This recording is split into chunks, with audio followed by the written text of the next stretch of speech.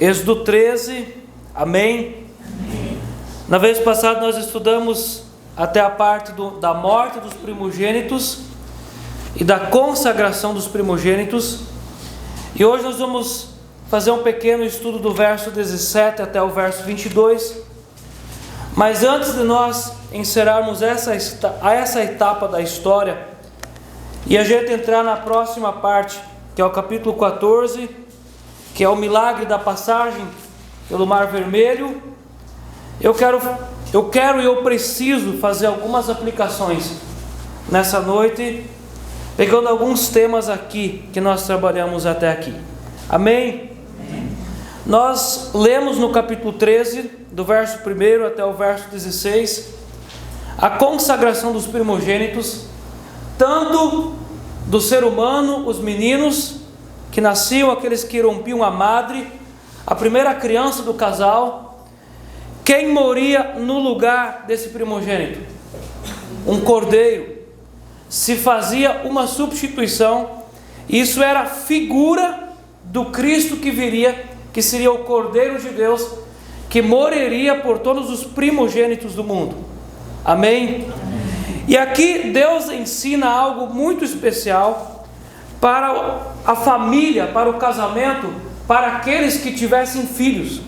A partir dessa saída aqui, Deus ensina a consagração dos filhos. Durante 430 anos eles estavam no Egito e eles se corromperam com as práticas, com a cultura egípcia, de todas as formas. E nós vimos num outro culto, nós puxamos até textos de Ezequiel, que eles tinham práticas egípcias e alguns inclusive praticavam a idolatria egípcia. Mas quando Deus tira eles são tirados para uma nova vida. E Deus ordena que as crianças sejam consagradas e agraciadas na presença de Deus a partir daquele momento. O texto de Gálatas 3:9, o apóstolo Paulo diz que Abraão era crente. E o texto diz assim: de modo que os da fé são abençoados com o crente Abraão. Eu peguei esse texto porque o apóstolo Paulo se preocupa em dizer que Abraão era crente, no sentido de crer na palavra de Deus, nas promessas de Deus e naquilo que Deus tinha pedido para que ele fizesse por meio dos mandamentos. E o texto diz em Gênesis 21:4 que Abraão consagrou o seu filho a Deus por meio da circuncisão. E o texto diz: Abraão circuncidou o seu filho Isaque quando este era de 8 dias, segundo Deus lhe havia ordenado. Deus mandou que Abraão consagrasse o seu filho por meio da circuncisão. Deus não falou para Abraão: deixa ele crescer até certa idade, aí ele vai escolher o que ele vai fazer. É ordenado que os pais consagrem os filhos. E assim se ensina em toda a Escritura, desde o Antigo até o Novo Testamento, que os pais crentes consagram os seus filhos. O apóstolo Paulo foi consagrado quando ele era criança. Em Filipenses 3:5, ele dá a lista de tudo aquilo que ele tinha passado, e ele fala que ele foi circuncidado ao 8º dia. Ele era de uma tribo de Judá, de uma tribo israelita. Ele foi colocado dentro daquilo que Deus tinha ordenado para que o povo de Deus fizesse. Ele foi consagrado ao 8º dia. Jesus foi consagrado ao 8º dia. Em Lucas capítulo 2, verso 21, o texto da palavra diz: completado 8 dias para ser circuncidado o menino, deram-lhe o nome de Jesus, como lhe chamara o anjo antes de ser concebido. E nesse mesmo capítulo 2 de Lucas, no verso 22 e 23, o texto diz: passados os dias da purificação deles, segundo a lei de Moisés, levaram Jesus a Jerusalém para o apresentarem ao Senhor, conforme o que está escrito na lei do Senhor: todo primogênito ao Senhor será consagrado. E esse texto ele não foi inventado pelo Lucas. Esse texto foi pego do Antigo Testamento, porque o Antigo Testamento é Escritura, é palavra de Deus, e desde sempre o povo de Deus é consagrado quando criança. Um homem convertido ao Senhor Jesus, uma mulher convertida ao Senhor Jesus, tem filhos, E essas pessoas consagradas ao Senhor Jesus colocam os filhos dentro da aliança. Em Lucas capítulo 2, verso 52, ainda nesse mesmo texto da consagração do Senhor Jesus, o último verso diz assim: e crescia Jesus em sabedoria, estatura e graça diante de Deus e dos homens. Então não é apenas uma vida espiritual diante de Deus, mas é também uma consagração espiritual diante das pessoas, diante da comunidade onde essa criança vai desenvolver, vai crescer, aonde ela vai ser ensinada os primeiros passos do Evangelho. E pais cristãos são ordenados a colocar os filhos na aliança. É uma ordem, não é uma opção, é uma ordem. Nesse capítulo 13, no verso 14, eu quero que você olhe comigo, que tudo aquilo que Deus ordenou, que Deus mandou, que Deus ensinou o povo, Deus falou para aquela geração.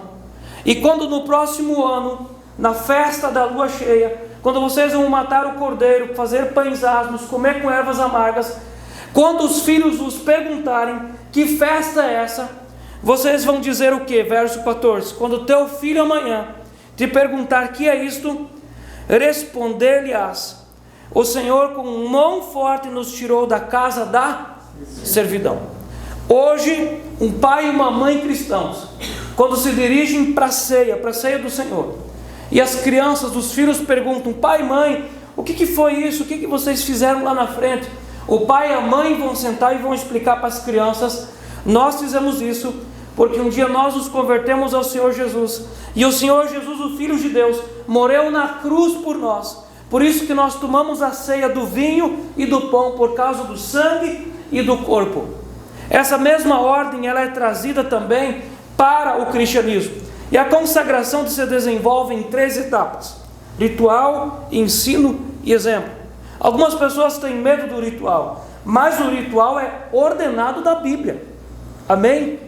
Algumas pessoas entendem que o ritual não tem poder, pastor, o ritual não vale nada. Como não? Se a Bíblia ensina e a Bíblia ordena. Deus mandou que Abraão circuncidasse o Isaac, e aquilo você acha que foi o quê? Aquilo foi um ritual. Aconteceu numa festa. Abraão fez uma festa, chamou todos os seus servos e eles consagraram o menino. Aquilo foi um ritual. Em todo o Antigo Testamento, quando os pais levavam o seu filho primogênito para o templo, eles faziam um ritual. O Senhor Jesus Cristo recebeu como oferta do pai José e Maria um casalzinho de pombas, porque a família era pobre, mas aquilo foi um ritual diante do sacerdote. Amém? Você lembra quando Eucana e Ana e Penina subiam para Jerusalém, de Ramá, Jerusalém, eles levavam ofertas e faziam um ritual na presença de Deus. Meus irmãos, a primeira coisa que nós precisamos entender, que diante de Deus o ritual, ligado com o céu, vale sim. O Senhor Jesus, quando Ele fala sobre o casamento, Ele diz que tudo aquilo que é ligado na terra é ligado no céu, e se é desligado na terra é desligado no céu, e Ele está falando também de um ritual. Por isso que o casamento acontece diante da igreja num ritual. Segundo, ensino e depois exemplo. Primeiro, o ritual é um ato de consagração no Antigo Testamento, por meio da circuncisão e resgate. Era resgatado, um cordeiro moria no lugar da criança. E no Novo Testamento, por meio do batismo. Nós temos dúvidas disso ou nós temos certeza? A Bíblia ensina isso. Tanto Jesus, João Batista, como as cartas paulinas, como as cartas gerais, não há dúvidas nisso, que as crianças cristãs são levadas por meio do batismo e consagradas ao Senhor Jesus Cristo. Amém? Segundo, ensino. Pais cristãos ensinam a Bíblia para os seus filhos. Meus irmãos, nós estamos pegando bastante pesado os últimos tempos, principalmente no estudo bíblico. Nós estamos empurrando bastante coisas que precisam ser empuradas. Em Provérbios 22:6, o texto diz: ensina a criança no caminho que deve andar, e ainda quando for velha não se desviará dele. Ensina. Então esse segundo passo da consagração é ensinar todos os dias. E há pais que querem terceirizar essa questão do ensino para outras pessoas. Isso não vai funcionar. Aquela criança, ela foi dada para aquele pai e para aquela mãe. aquele pai e aquela mãe vão ensinar essa criança. As únicas pessoas do planeta Terra que têm autoridade espiritual sobre aquela criança é o pai e a mãe. Deus deu essa criança para aquele pai e para aquela mãe. Em Mateus 18:6, ai daquele que fizer um desses pequeninos tropeçar. E eu digo para vocês, ai do pai e da mãe que não deem Jesus para uma criança. O pai e a mãe que sabem do caminho, que têm entendimento de Bíblia, que muitas vezes receberam o Evangelho durante anos, às vezes no culto, mas que não passam o Evangelho para frente. Uma coisa é vir aos cultos, uma coisa é trazer a criança no culto, uma coisa muito diferente e muito elevada é dar Jesus para as crianças. O pai e a mãe começam a ensinar versos bíblicos para as crianças. Quem já foi junto no nosso culto infantil, o que mais nós ensinamos para as crianças? Textos bíblicos. Texto bíblico, a criança precisa receber o quê? Palavra de Deus. A palavra de Deus liberta a pessoa de dentro para fora, de cima para baixo. A criança precisa receber versos bíblicos. O pai e a mãe precisam ensinar a Bíblia para a criança. Em Deuteronômio 6, o verso 6 e 7, o texto diz assim: essas palavras que hoje te ordeno estarão no teu coração, tu as inculcarás a teus filhos, e delas falarás assentado em tua casa, e andando pelo caminho, e ao deitar-te e ao levantar-te. Esse texto tem duas partes, pelo menos. A primeira parte, essas palavras que hoje te ordeno estarão no teu coração. Meus irmãos, como nós colocamos a palavra de Deus dentro do nosso coração? Lendo a Bíblia quantas vezes por semana? Todos os dias. Todos os dias. E não só um pouquinho. Nós precisamos colocar dentro da nossa vida grandes parcelas das Escrituras. Quando nós somos recém-convertidos, nós colocamos alguns versos, mas quando nós somos já adiantados no desenvolvimento da salvação, nós precisamos ler a Bíblia muitos textos por dia. Amém? Não só um pouquinho, não só um pouquinho de leite. Nós precisamos começar a comer arroz, feijão e carne.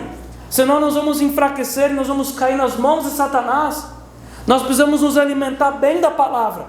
Aí você imagina, o texto lá de Samuel também diz que a boca fala do que o coração está cheio. Por isso que a Bíblia diz, enche o teu coração com Bíblia. Todos os dias. Enche o teu coração com Bíblia. E a Bíblia ordena isso aqui para os pais crentes. Vocês ensinam os filhos de vocês todo o tempo, em todo momento, tu as inculcarás. O que é inculcar? É pegar uma tecla de um piano, de um teclado, e ficar ali horas, e dias, e meses, e anos, até que inculca. Isso é inculcar.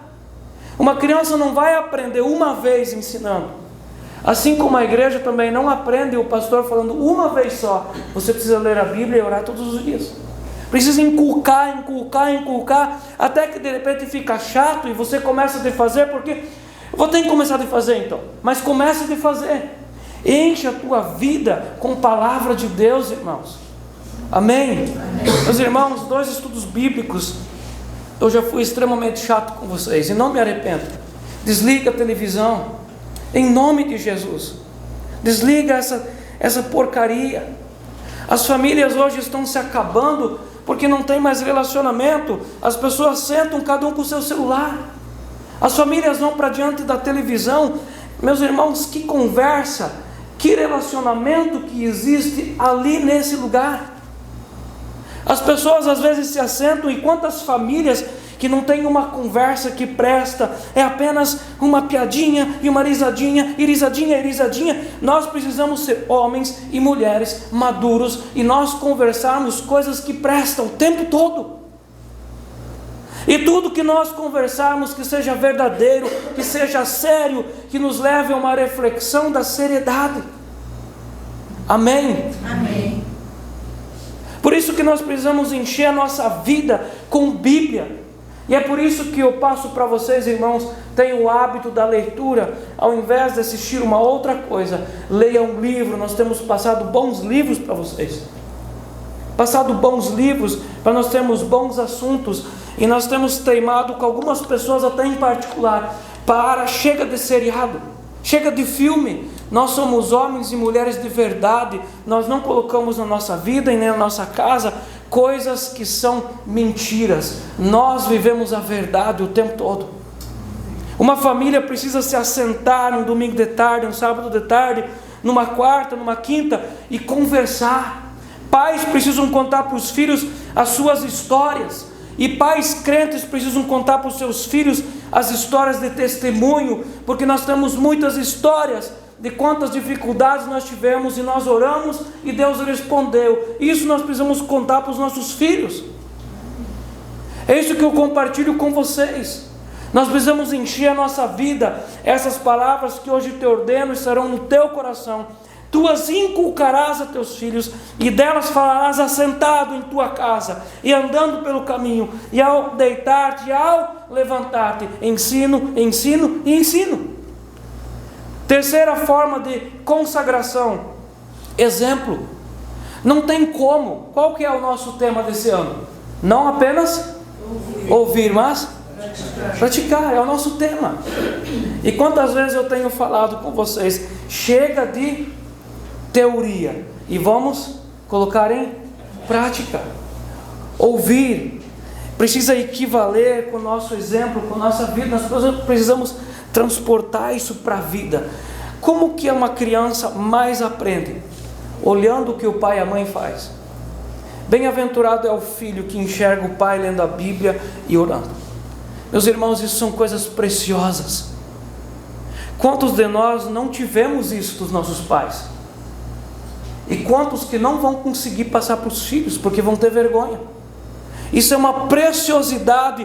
Um pai e uma mãe pegar a Bíblia, ler a Bíblia e ensinar os filhos a ler a Bíblia. Não terceirize esse trabalho para o pastor ou para a igreja. Para o pastor ir na igreja, você recebe coisas maiores. Você precisa estabelecer um fundamento em casa para que a igreja continue crescendo, continue construindo em cima desse fundamento. Mas nada é tão poderoso quanto o ensino de casa. Nada. Exemplo. Quando o apóstolo Paulo escreve para o pastor Timóteo, ele diz assim, em 2 Timóteo 1,5: pela recordação que guardo da tua fé, sem fingimento, a mesma que primeiramente habitou em tua avó Lóide e em tua mãe Eunice, estou certo de que também em ti esse homem era agraciado, porque o Timóteo tinha uma mãe crente, ele tinha uma avó crente. Que homem agraciado! Meus irmãos, quando ninguém mais na nossa casa foi crente e nós somos os primeiros, como nós batemos a cabeça para entender, é ou não é? Mas quando nós temos pais que já são cristãos, qual o grande caminho já andado? Nós temos trazido aqui muitas vezes pais que são pastores, e os filhos se tornam também pastores. Já é meio caminho andado, quanto o caminho que o pai já ensinou para o filho. Meus irmãos, nós precisamos ser cristãos de verdade, para ensinar os nossos filhos a serem cristãos, para abençoar a vida deles. E que pobre que é um pai e uma mãe, que pobre, miserável, seu pai e uma mãe apenas pensam em dar casa, comida e uma faculdade para os filhos. Isso é uma pobreza, é pobreza de inferno. A maior riqueza é dar Jesus. A maior riqueza é ensinar os filhos a andar no caminho da salvação. A maior riqueza. O resto nós nos viramos nesse mundo. E nessa terra nós vamos quantas vezes perder e ganhar. E nós vamos ser sepultados um dia, nada, levando nada. A única coisa que vai é se a alma estiver pronta para o céu. E isso não se compra, isso não se dá, isso não se estuda, isso se adquire na presença do Senhor Jesus. O texto de 1 Samuel 1,24 fala de quando Eucana e Ana levam o Samuel de volta para o templo, um tempo muito difícil. E a Bíblia diz que Deus não falava mais, a lâmpada do Senhor tinha se apagado, e Deus não falava mais com ninguém. Mas quando a Ana leva de volta o Samuel, 1 Samuel 1,24, havendo desmamado, apresentou-o à casa do Senhor, deu ele de volta. Nós aprendemos isso aqui muitas vezes, que os filhos são de quem? De Deus. São de Deus. E por que muitas vezes os pais se comportam como se os filhos fossem deles? Não são. São de quem? São do Senhor. A única coisa que realmente é teu, homem, é a tua esposa. E a Bíblia diz até que a morte os separe. A única coisa que realmente é teu, mulher, é o teu marido, até que a morte os separe. Os filhos não são do casal, são do Senhor. E Deus dá para o casal, para que eles empurrem essa criança para o caminho da eternidade, porque uma criança não é um gato, não é um cachorro. Uma criança tem alma, tem espírito, e essa criança nasce com a eternidade dentro dela, e essa eternidade precisa ser conduzida para o céu. Amém? É um ser humano que veio para somar na vida, veio para ser colocado no reino de Deus. É um ser humano. Amém? Essa criança vem com alma, e essa alma é eterna, ela já vem de Deus, e ela precisa voltar para Deus. Em 1 Samuel 1, 28, o texto diz assim: pelo que também o trago, a Ana falando, pelo que também eu trago como devolvido ao Senhor, por todos os dias que viver, pois do Senhor o pedi. E o texto termina assim: e louvaram ao Senhor, levantaram uma oferta ao Senhor. Meus irmãos, eu puxei esse tema e comecei a descrever já durante a semana na minha mente sobre isso, porque nós precisamos trabalhar muito sobre isso, mas muito sobre isso. Assim como eu tenho profetizado há alguns tempos, que Deus um dia vai derramar muitas riquezas aqui na igreja, e Deus vai levantar talvez milionários entre nós. Mas hoje nós já pregamos para que o coração não se perca quando virem os bens materiais. Amém? Você devia falar amém. E eu creio e eu profetizo que um dia nós vamos ter uma igreja cheia de crianças, e quando essas crianças virem, nós precisamos estar prontos. Amém. Nós não podemos tratar aquilo como se aquilo fosse uma novidade, o que fazer agora. Hoje é tempo de olhar para aquela situação e entender que essas crianças, elas vêm, elas não sabem nada. Elas vêm para aprender tudo, e elas vão aprender com o pai e com a mãe, que precisam ser preparados. E essa criança precisa ser devolvida para o Senhor. Dito isso, a consagração, eu também preciso levantar aqui algo muito sério: o perigo dos pais transformarem seus filhos em ídolos. E isso é desse tempo. Meus irmãos, você vai no mercado e você observa, normalmente lá naquela prateleira do chocolate, lá ataca o demônio do chocolate. Você já viu essa situação? A criança cair lá e chorar e fazer um banzé. Aí a mãe vai lá e pega o chocolate e coloca no carinho e está tudo bem. Quem está mandando? O pai manda, a mãe manda ou a criança manda? É o Deus da casa. E muitas casas os filhos mandam. No Egito os primogênitos eram tratados como divindade, lembra? E é por isso que Deus matou todos. Porque Deus é o único Deus, e Deus não suporta outra coisa que é colocada como divindade. Então tudo aquilo que é levantado como Deus, Deus abate. E Deus matou os primogênitos por causa que se olhava para eles como divindades. Deus matou eles. Dentro da cultura egípcia, os filhos mandam e os pais se tornam vassalos dos filhos. Dentro da cultura egípcia. E a cultura egípcia, ela não está presa há uma geografia lá no Egito. Assim como a cultura babilônica não está presa a uma geografia. A cultura babilônica está nas igrejas, está na sociedade. E a cultura egípcia está também na sociedade, em muitas igrejas, e de repente até mesmo em algumas casas dos nossos irmãos. O que é cultura egípcia? É quando outras coisas são colocadas como deuses. E aqui no nosso assunto, quando os filhos são colocados como deuses. Filhos não são deuses. Filhos são pessoas que precisam ser encaminhadas para Jesus e não são deuses. E é muito perigoso de uma família que trata os seus filhos como deuses, de Deus ter que matar essa criança, ou alejar, ou tirar, porque só Ele é Deus. Ele é Deus. E filhos são bênção. Pais que não dão Jesus para os seus filhos, vão ser subjugados, vão subjugar os filhos ou enaltecê-los como deuses. E quando as crianças vierem, essas crianças precisam ser encaminhadas para Jesus. Posso ouvir um amém? Amém. E um terceiro ponto muito importante, que nós precisamos costurar aqui, e isso precisa entrar no nosso coração, está no verso 13, porém todo primogênito, Êxodo 13, amém? Amém? Porém todo primogênito da jumenta resgatarás com cordeiro, se eu não resgatares será desnucado, mas todo primogênito do homem entre teus filhos resgatarás. Isso aqui nos traz um ensino espiritual e profético muito profundo. Na Bíblia tem outros animais que também são tratados como imundos, lá em Levíticos. Mas por que a Bíblia trata e traz apenas aqui o filho da jumenta, o jumentinho? E apenas o jumento é colocado aqui como imundo. Aqui nesse texto, o primogênito, que é filho de gente, o menino, representa Jesus. E o jumento aqui, o jumentinho, filho da jumenta, representa eu e você.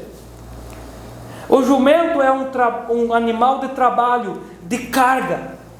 Ele é um animal que serve, ele é um servo. Ele nem carrega a carga dele, ele carrega a carga dos outros. O jumento é um animal de trabalho. E por que é que aqui o menino primogênito era resgatado com um cordeiro? Isso nós entendemos, significa Jesus, é profético. Mas também é resgatado com um cordeiro o jumento. Mas o jumento que não era resgatado teria que ser desnucado. Quando nascia um jumentinho, você acha que o dono daquele jumentinho já não olhava para aquela criação e dizia: é mais alguém para trabalhar na minha lavoura, é mais um animal para ajudar, é mais um trator para puxar? Ele não desnucaria o seu jumento. Ou você desnucaria? Não. Mas se esse texto diz que o jumento que não era consagrado, ou não era colocado um cordeiro no lugar dele, teria que ser desnucado, e eu acredito que espiritualmente aquele jumentinho que não era consagrado, não era colocado um cordeiro no lugar dele, mas o dono trabalhava igual com ele, Deus desnucava ele. Eu creio nisso, porque a palavra de Deus, ela acontece. Amém? Amém. Por que esse jumento significa eu e você?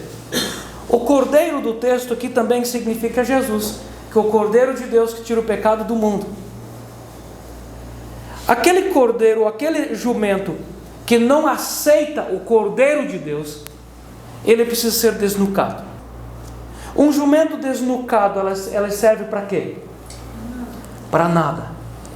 Eu e você, se nós não aceitarmos o sacrifício de Cristo na nossa vida, nós somos um jumento desnucado para o reino de Deus. Nós não servimos para nada. Servir ao reino de Deus não se aprende numa faculdade, não se aprende lendo livros, não se aprende ouvindo alguém. Servir no reino se serve quando se é colocado por Cristo dentro do reino.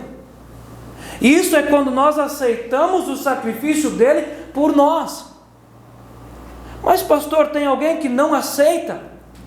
Sim, porque aceitar o sacrifício no nosso lugar requer que a gente mora. A Bíblia diz que a gente precisa morrer para nós mesmos, negar a si mesmo, tomar a cruz e seguir Jesus. A parte mais difícil é a gente se negar. E Jesus diz: aquele que quer salvar a sua vida, perderá. Eu tenho que aproveitar, porque pastor, a gente tem que aproveitar. Mas a Bíblia diz: aquele que perde a sua vida por Jesus, ganhará. E muitos não querem dar a sua vida. Então, essa questão de não querer dar, não querer morrer, é a mesma coisa que não querer aceitar o sacrifício de Cristo no lugar. A pessoa que não aceita o sacrifício do Cristo no seu lugar, ela é um jumento inútil na obra de Deus. Você quer ser útil na obra de Deus? Você precisa profundamente aceitar aquilo que Jesus fez por você, e morrer para você, e começar a viver para Ele. Amém? Amém. Agora eu quero ler com você do verso 17 ao 22. Eu preciso fazer algumas aplicações muito importantes aqui para a nossa caminhada cristã. Então, aqui nesse texto, o povo hebreu já tinha saído do Egito. Amém? Você conseguiu entender isso? Deus tinha tirado eles de uma forma milagrosa de dentro do Egito. Mas Deus não tirou eles do Egito, carregou eles nas asas e colocou eles em Canaã. Deus tirou eles do Egito e colocou eles para caminhar no deserto do Sinai, na península do Sinai, um dos desertos mais secos do mundo. E nós podemos também chamar esse caminho aqui da rota do Mar Vermelho, que era chamado desde aquela época. Esse trecho desde o Egito até as terras cananeias dá cerca de 320 quilômetros. Russell Champlin, o comentarista, diz que em um mês aquele povo caminharia tranquilamente aqueles 320 quilômetros. Mas eles levaram quantos anos para chegar lá? E quantas gerações Deus matou? Várias. Apenas daqueles que saíram, Josué e Caleb, entraram em Canaã. Os outros Deus teve que matar.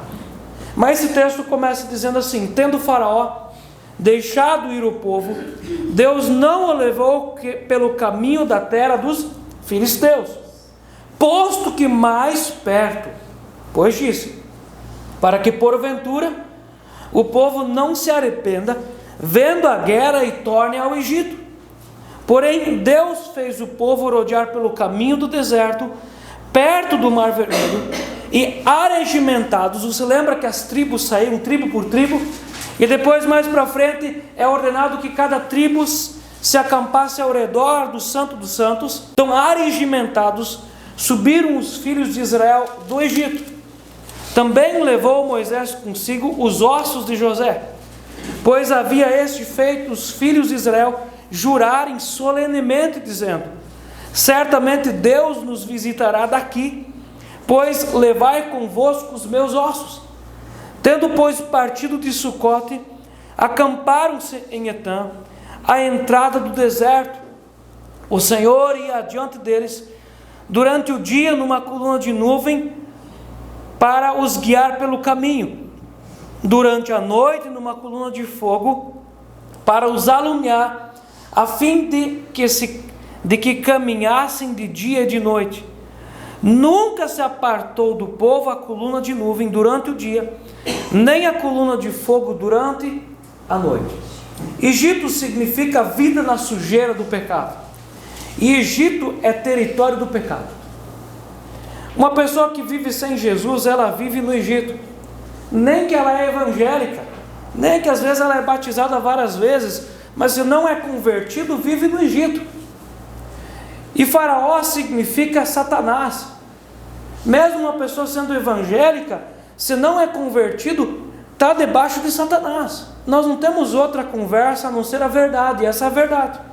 Sair do Egito significa deixar para trás uma vida de condenação e caminhar, andar em outro território. Amém? Se aceitou Cristo e está em Cristo, não anda mais no Egito. Saiu do Egito e não volta mais para lá. E essa passagem, ela é profética. Tudo o que acontece com o povo de Deus aqui, a existência de Moisés é profético, a existência de Araão é profético, a caminhada desse povo é profética, Canaã é profético. Egito significa vida no mundo. A caminhada do deserto significa o caminho do cristão entre o dia da conversão e o dia que ele vai partir dessa terra, no dia que ele vai ser consagrado, vai ser levado ao céu. E Canaã significa a chegada no céu, a terra prometida. No verso 17, nós temos a primeira aplicação aqui. Tendo Faraó deixado ir o povo, Deus não o levou pelo caminho da terra dos filisteus, posto que mais perto. Primeiro, a caminhada para a eternidade, a caminhada de um cristão, não é pelo caminho mais perto. Não é pelo caminho mais perto.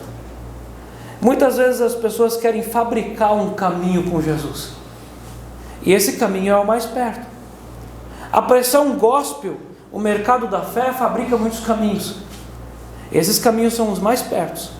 Mas o Senhor Jesus não nos leva pelo caminho mais perto, porque Ele é sábio, Ele é conhecedor de todas as coisas. Ele não nos leva pelo caminho mais perto.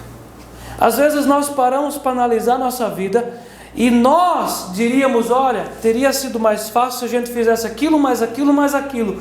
Mas naquela época, daquele problema, daquela pressão, daquele juízo, nós oramos e Deus nos direcionou para cá, depois para lá, depois para lá. E quando nós olhamos para trás, nós não andamos pelo caminho mais perto, mas nós andamos pelo caminho que Deus nos fez andar. O caminho mais perto aqui seria o caminho da perdição. Eles cairiam nas mãos dos filisteus, e os filisteus tinham pelo menos 9 grupos muito fortes ali. Eles abateriam todo o hebreu, acabaria totalmente o projeto. Em Atos 14, 22, o texto fala aqui do apóstolo Paulo, e nesse texto Paulo foi apedrejado, e depois ele vai lá e ele fortalece os cristãos. Ele diz assim, fortalecendo a alma dos discípulos, exortando-os a permanecer firmes na fé, e mostrando que através de muitas tribulações nos importa entrar no reino de Deus. Meus irmãos, Deus não vai nos conduzir pelo caminho mais perto, mas Ele vai nos conduzir pelo caminho dEle. É por isso que nós precisamos acalmar o nosso coração, nós sermos satisfeitos com pão e água, e andar pelo caminho que Ele nos faz andar. Por isso que Jesus pede por 3 vezes a Deus, se for possível, afasta de mim esse cálice. Mas a oração dele, ele diz assim, mas seja feita a tua vontade. Por isso que a nossa oração deve ser, Senhor Deus, que seja feita a tua vontade, me guia, Senhor, me guia pelo teu caminho. A segunda aplicação aqui, ainda no verso 17, lá na metade do texto, posto que mais perto, pois disse, para que porventura o povo não se arrependa, vendo a guerra, e torne ao Egito. O caminho que muitos desistem é o caminho da salvação. Muitos desistem do caminho da salvação, e muitas vezes pessoas voltam para o Egito, pois pensaram que o caminho do Mar Vermelho seria fácil. Mas a rota do Mar Vermelho não é fácil. Meus irmãos, nós desenvolvemos a nossa salvação, e o ponto forte do lugar do desenvolvimento, de buscar as coisas, é o culto, é a igreja. Mas a igreja não é perfeita. O pastor não é perfeito, os irmãos não são perfeitos, o grupo de louvor não é perfeito, a liderança não é perfeita. Mas quantas pessoas desistem porque eles buscam nas pessoas perfeição? Nós já falamos muitas vezes, claro, lógico, que o único lugar para desenvolver a salvação é uma igreja que tem Bíblia. Amém? Amém? Mas mesmo tendo Bíblia, é o caminho mais fácil? Não. Nós precisamos muitas vezes bater cabeça, e nem por isso nós vamos desistir, porque nós não estamos caminhando por causa de homens, nós estamos caminhando por causa de nós mesmos, e nós queremos entrar no céu, ou não? Então Deus não nos conduziu pelo caminho mais perto, nem o mais fácil, mas conduziu pelo caminho mais longe, porque se Deus tivesse colocado-os no caminho mais perto, eles teriam sido devorados pelos filisteus. Nós não podemos ser fraquinhos, irmãos. Quantas vezes as pessoas são fraquinhas e elas querem desistir rápido? E irmãos novos que vão chegando para a igreja, nós precisamos preservar eles de muitas histórias. Nem tudo dá para contar para um recém-chegado. Nós já estamos há algum tempo aqui, nós temos estômago para comer até parafuso, certo? Mas o recém-chegado, não. Por quê? Porque o recém-chegado, ele precisa caminhar pelo caminho longe dos filisteus. Ele não está pronto para a opressão, para a dificuldade, para ouvir muitas vezes as dificuldades que nós enfrentamos. Amém? Recebe isso. Isso aqui é ensinamento bíblico. Terceira aplicação. Porém, o caminho para Canaã sempre passa pela rota do Mar Vermelho. Não é o mais fácil, não é o mais perto, porém ele passa na rota do Mar Vermelho. E quando nós falamos de Mar Vermelho, o que Mar Vermelho nos sugere? Verso 18: porém Deus fez o povo rodear pelo caminho do deserto, perto do Mar Vermelho. Mar Vermelho fala de milagre, fala de intervenção de Deus, fala de Deus abater o inimigo, fala de Deus matar Faraó. Meus irmãos, quando você está no caminho do Mar Vermelho, Deus vai interferir na sua vida. E quando Deus interfere, as circunstâncias mudam, mas eu preciso estar no caminho que Ele mandou eu caminhar. Se eu não estou caminhando no caminho que Ele mandou caminhar, é injusto que eu queira que Ele intervenha. Eu preciso estar aonde Ele me colocou para caminhar. Caminho deserto, rochas difíceis de transpor, caminho complicado, mas é o caminho que Ele colocou para eu caminhar. E esse é o caminho onde Deus vai abrir o mar vermelho, aonde Deus vai interferir, aonde Deus vai colocar milagres na minha vida e na sua vida. É o caminho que Ele manda eu caminhar. Quarta aplicação, o verso 21, o texto diz assim: o Senhor ia adiante deles. Quem ia na frente? Pergunta: o caminho era fácil? O caminho era mais perto? Não, mas quem ia na frente? Deus. Meus irmãos, não importa quantas pedras, o importante é quem vai na frente. Deus tem que ir na frente. O Senhor ia adiante deles durante o dia, numa coluna de nuvem para os guiar pelo caminho, durante a noite numa coluna de fogo para os alumiar, a fim de que caminhassem de noite e de dia. No caminho do Senhor existe refrigério e consolo. No caminho do Senhor. No caminho do Senhor nós vamos cair, nós vamos nos machucar, nós vamos nos decepcionar, muitas vezes nós vamos ter dores, mas é o único caminho que tem refrigério e consolo do próprio Pai, do próprio Deus. No Egito tinha nuvem, no Egito tinha coluna de fogo, no Egito tinha coluna, tinha refrigério, tinha consolo. No Egito tinha Deus indo na frente, guiando o povo. O que eu mais quero é que Deus guie a minha vida. Amém. O que eu mais quero, e eu sugiro que você também queira isso, que Deus guie a sua vida. Um desejo do fundo da alma: eu quero ser guiado pelo Pai, pelo grande Senhor, o Senhor dos exércitos. Eu quero ser guiado pelo aquele que conhece todos os caminhos. Quinta aplicação: no caminho para Canaã, tem bons exemplos para nos inspirar. No caminho para Canaã. No Egito não, mas no caminho para Canaã. O verso 19 fala assim: também levou Moisés consigo os ossos de quem? De José. Pois havia este feito os filhos de Israel jurarem solenemente, dizendo: certamente Deus vos visitará. Deus vai visitar vocês. O crente José: daqui, pois, levai convosco os meus ossos. Que cara crente! E Deus nem falou com ele, Deus falou com o Abraão. Mas o Abraão passou para o Isaac, para o Jacó, chegou para o José, e o José creu naquilo. Esse cara é crente. No caminho para Canaã tem bons exemplos para nos inspirar. José foi um homem de fé. E José foi um homem que creu nas promessas do Senhor. Meus irmãos, quem são nossos amigos? Quem são nossos amigos? Por isso que a Bíblia ensina que nós precisamos caminhar com quem caminha com Jesus. José era um ancião, José era um pilar. Quando todos tinham tirado os olhos do caminho do Senhor, o José fez o povo jurar que um dia eles teriam que levar os ossos dele para Canaã. Um homem que creu e foi firme até o final. Nós precisamos lutar, não apenas por crianças consagradas, mas nós temos que lutar por homens e mulheres anciões dessa igreja. Amém. Profetas. Meus irmãos, aquela senhora, aquele senhor cheio do Espírito Santo, como Estevão. E quando você olha para a pessoa, o Espírito Santo sai dos olhos, sai da boca. Pessoa cheia do Espírito de sabedoria. Nós temos que ter isso, irmãos. Pessoas assim conduzem adolescentes, jovens, crianças e casais no caminho do Senhor. Nós precisamos nos cercar de pessoas assim, e nós precisamos nos tornar pessoas assim. No caminho de Canaã tem sempre bons exemplos para nos inspirar.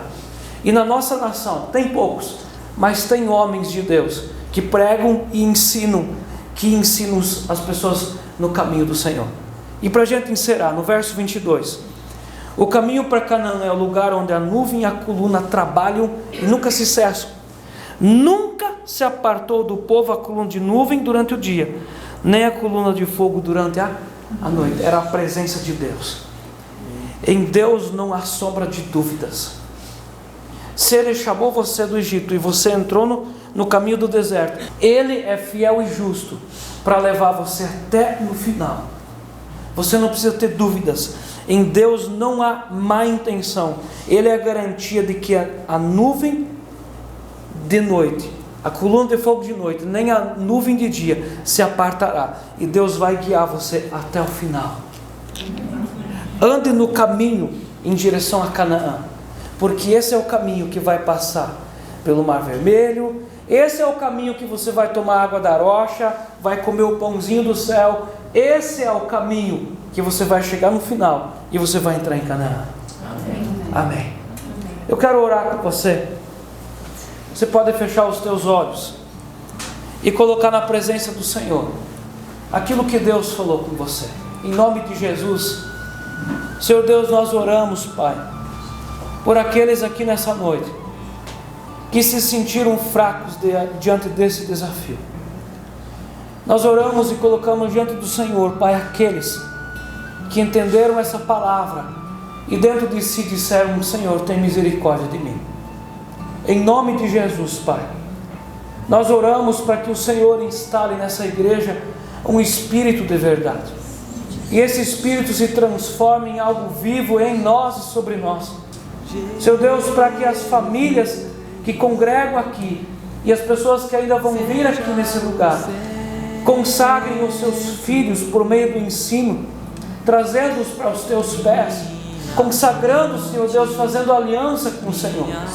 Em nome de Jesus nós oramos, Pai, para que todos aqui que entraram no caminho do deserto para andar após o Senhor e sonham com Canaã, estão olhando para Canaã e querem Canaã para a sua história, nós oramos pedindo para que o Senhor fortaleça os nossos pés.